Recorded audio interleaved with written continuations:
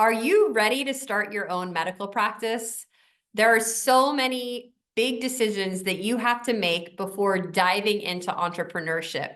So in this video, I'm going to break down some of the biggest decisions, such as whether or not to take insurance, what type of practice to open, whether you should have an in-person or telemedicine-based practice. So stay tuned so we can tackle some of these big issues together.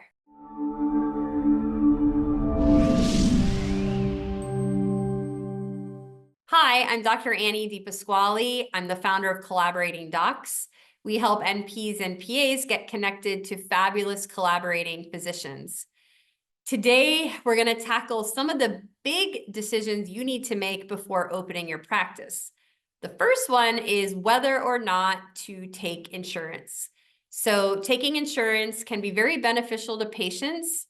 If patients have insurance, they typically want to use insurance. So you can help more people in your practice. If you take insurance, people will be willing to come to you more frequently because their insurance is paying for it and it's covered. So you definitely appeal to a broader audience.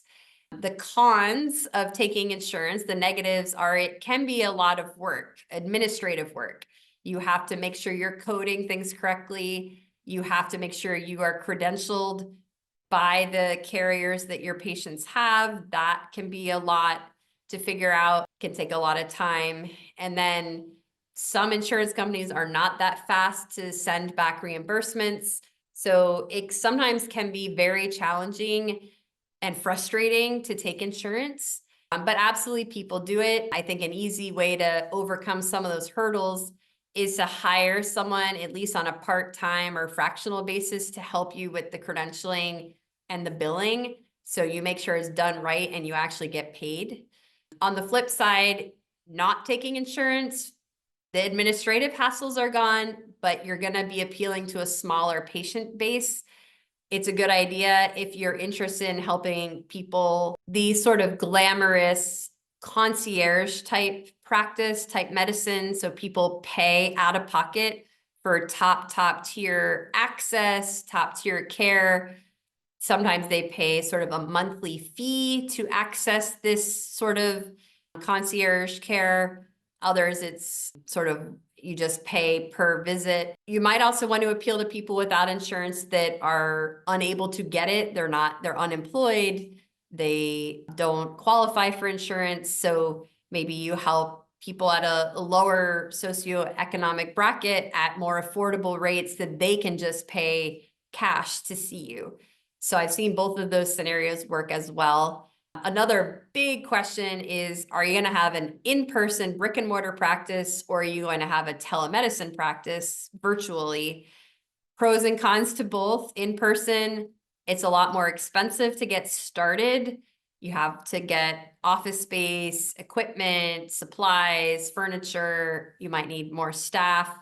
Telehealth, obviously, the overhead is gone, but I do see you typically need to spend more on marketing because people don't just walk by your office and consider stopping in.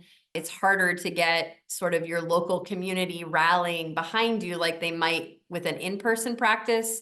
You have to really spend money and put a lot of effort into getting people to your virtual practice. So another option is more of a hybrid where you do some of each. I also like it when people start with the telemed, and if it takes off pretty well, but maybe not quite enough, then you add on an in-person component once you've made some money to fund getting the office space. So those are a few ways to tackle that.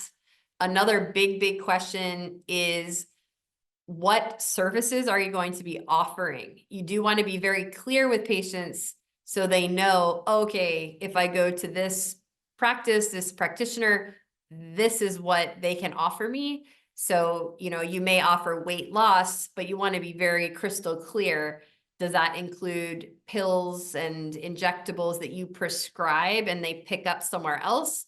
Or will you have dispensing in the office? Are you going to be able to do procedures in your office? Are you going to be able to put in hormone replacements in the office? Or would you only be prescribing that sort of thing? So there's such a variety. You just have to figure out what you're comfortable with, what you want to do, and the different costs and risks associated with all options. And the last big question I would just say is like, what is the overarching specialty of the practice? So are you doing basic bread and butter primary care, which is wonderful, and we need more people doing that? There's such a shortage. Or are you doing specialty care, like just aesthetics or just wound care? I do tend to find our clients, at least, seem to do best when they pick a very specific niche and they focus. So if you absolutely love autism and you create a practice around that, often we find people do very well because it's easier to market and to start to develop like a brand around it, and people flock to you because it's so specialized. It doesn't mean you can't be successful bread and butter primary care, but there are pros and cons to both. So hopefully this gives you some good thoughts to think through on long walks and long commutes. And definitely you want to make sure that you're following your true heart of what you're passionate about and what makes you tick, because this is hopefully going to be a very long career doing what you choose to do. So you want to be very excited and energized by your decision. So trust your gut, follow your heart, and you will make good choices.